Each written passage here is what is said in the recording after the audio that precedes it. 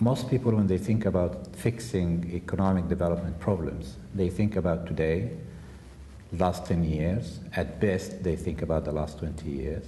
But they never really realize how much history and the evolution of political institutions make a difference.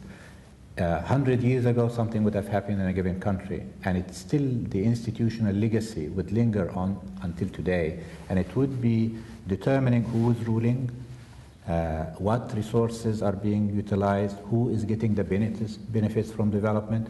History matters, political institutions are important, and that is probably the most important thing that one has learned in the context of that project.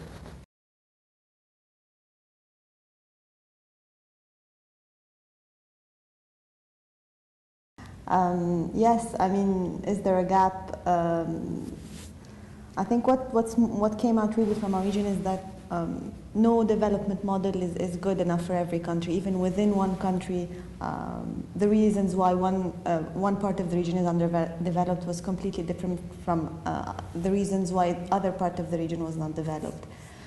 Oil may have explained part of the story in one part, but it was also in the fact that oil reinforced weak institutions that were already there before oil was discovered. Another part of the country,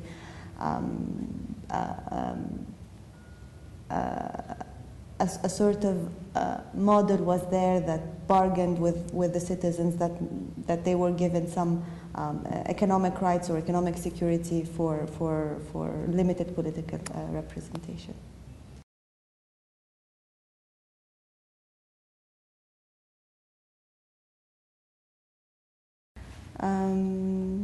I think, I mean, what was said before, I mean, about the role of institutions, I think it has been underestimated for so long. I had the chance to speak to some people, Chinese people, and they said in terms of democratization, this is the MENA time, but he said that the next decade is the Asia time for democratization. So I think the issue of institution is important.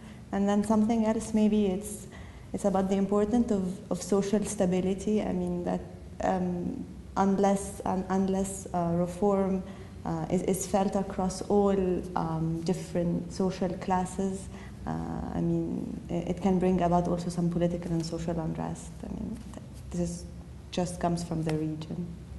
Well, if I may add to what Hoda said, I think one can think about two things. One can think about what the development practitioners and economists and political scientists and so on are likely to focus on as by way of outcomes. What is development supposed to achieve in the first place? And second, they are likely also to focus more on how they achieve that in a different way from what they have done in the past. On the outcomes, no longer the word from the discussion we have had, not just from our paper, from the discussion we have had, no longer would anyone be able to convince us that economic growth is good for you and it's the only thing you should worry about. I think you will have to worry about economic growth, poverty, and distribution simultaneously. In fact, I was suggesting yesterday in a small meeting that we should be focusing on growth, distribution, and poverty, and somebody said, that is GDP. I said, but this is the new GDP. So that is where I think development is going to focus on going forward. In terms of how people think about, political, all the scientists, if you like, as well as practitioners, policymakers and the like, they no longer are going to accept economics solving the development problem only by the economic advice.